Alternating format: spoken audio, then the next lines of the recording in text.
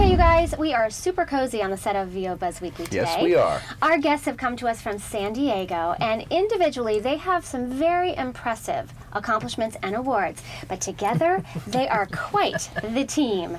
They are the masterminds of the Voice Acting Academy, voiceacting.com, and the International Voice Convention, Voice 2012, that we've talked about in recent shows.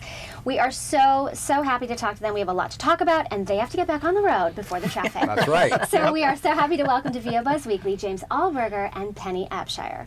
Hi, you guys. Thank you. Wow. Welcome to VO Buzz What a Weekly. treat. What a treat. Thank you. My Thank you. goodness gracious. So it wasn't that hard for them because they have limo drivers.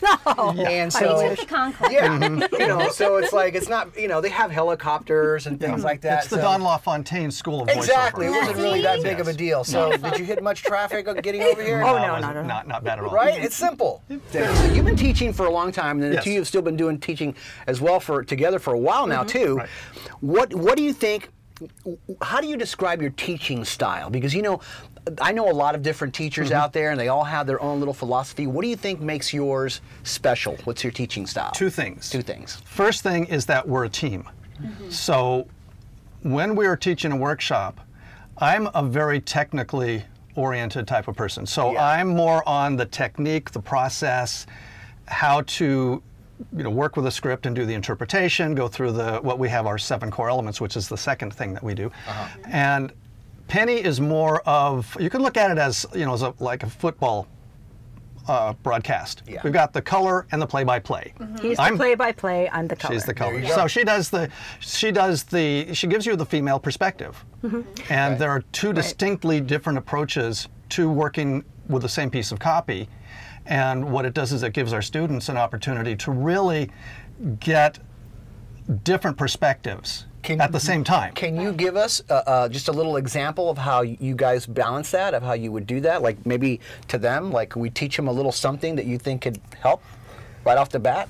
Usually that balance comes in the context of when we're coaching somebody on a script. Okay. So that would be a little tricky right here without doing Speaking that. of tricks. No. Well, we'll get there. We'll get to that. But really what we do is the second part of what makes us unique is that since the early days of when I was teaching workshops and starting the first edition of my book, The Art of Voice Acting. Which we're going to talk about. Yeah. Yes. Since then, since those first early workshops, I started developing what have become the 7 core elements of a performance. That's something that makes us unique. Nobody else is teaching that way or that kind of a process for performing in voiceover. So Wow. between the two of you, you're really covering the full gamut of what a student needs to experience. Well, that's important because people don't all learn in the same way. True. Some people will really be able to understand the technical way that it's being described, and others people really need to have it broken down. So quite often he'll do something very technical and I say, which means, and then I tell him a story or give him an example. So it's just a nice way to be able to reach both ways of learning. Right. It works really well. Wow. So what do you guys think in the VO business today? What do you think a voice actor has to do in order to really be competitive today?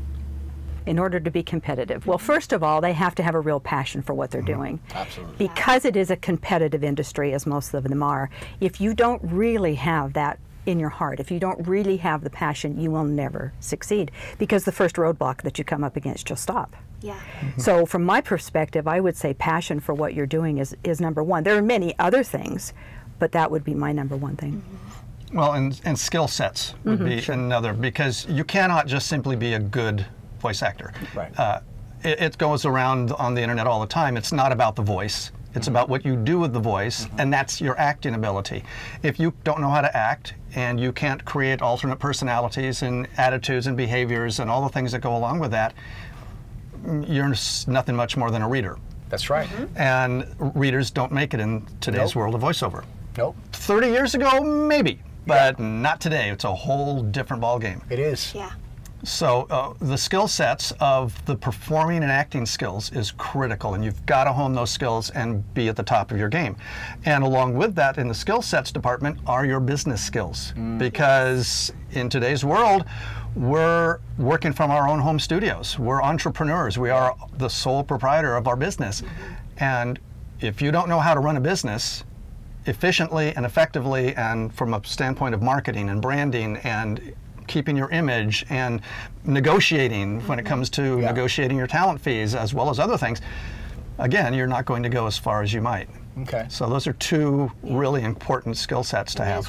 Yeah, well, absolutely. And speaking of social media and marketing, how important and what role does that play in somebody's success in the voiceover business? And Penny, you have a book that you've written, Demo So maybe and the you Magic would of be- Marketing. Demo and Marketing Magic, right? About just demos and marketing. But when I wrote that book, which has been, gosh, that was in 2007, social media had not really taken off. I mean, when you think back to it, that's really been pretty recent that it's just gone crazy. Wow. So a lot of things have changed since I wrote that. But as far as social media is concerned, I think it's critical now. We have to have it.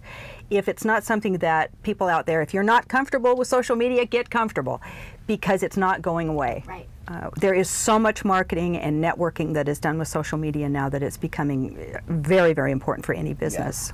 And for somebody who it's so maybe overwhelming too. I've got to have a website. I've got to have.